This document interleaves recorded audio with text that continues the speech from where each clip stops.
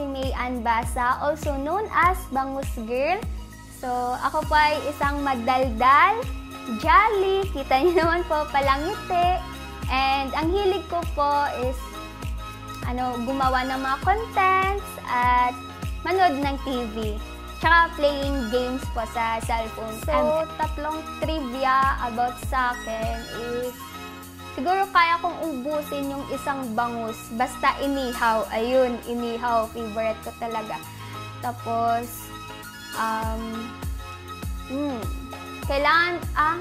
kaya kong umubos ng 3 rice pag lechon yung ulam ko.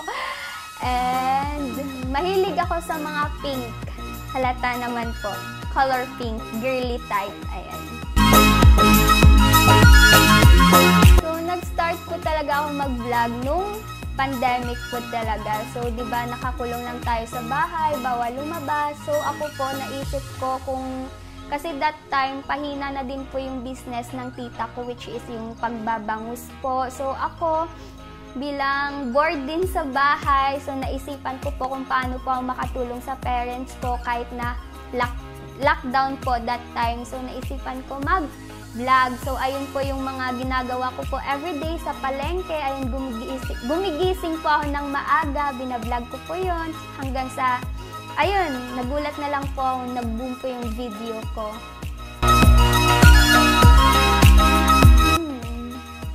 Pumasok sa isip ko talaga kung deserving ba talaga ako dito. Yun talaga yung una ko. Kasi dati parang pangarap ko din naman na maging artista. Pero parang nung nag-vlog kasi ako, parang naging kontento na ako. Kasi nga may mga din naman ako, may mga nakakilala na din. So ayun. Pero nung pinag-isipan ko din ba kung deserving ba ako talaga dito na mapabilang dito sa Maka. So hanggang na-realize ko din po siguro may mga taong nakitaan po ako ng potential kung bakit po ako nandito ngayon. So, mga nagsasabi naman po na ayun, hindi daw bagay sa akin na mag-artista, bagay lang daw po ako sa palengke. Oh God. Ayokong umiyak ha. Gusto ko lang mag-inspire. So, ayun. Okay lang for me. Parang ginawa ko siyang inspirasyon. Kasi pag may nababasa po akong mga hindi magandang words, parang inaano ko na lang na mas gumaling pa, mas mas gagalingan ko pa po. So, ayun na siguro ito yung thankful ako sa Maka kasi ito na yung time na ipakita ko yung talento na meron po ako. So, ayun.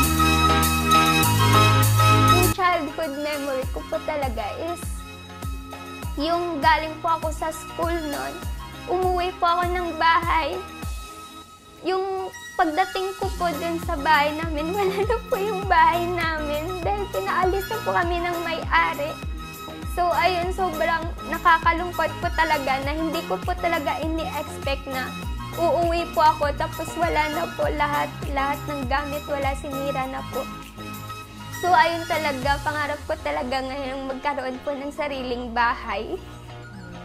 So, ayun yung childhood memory ko na hindi ko makakalimutan sa buong buhay ko kasi yun yung inspirasyon ko kung bakit ako nagpo-push ngayon. So,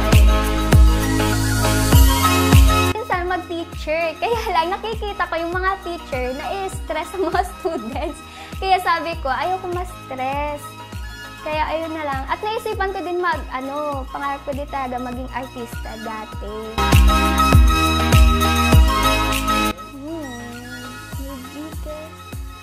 Regret, parang wala naman. Pero ito yung inaano ko na hindi po ako nag-I love you sa tita ko in person.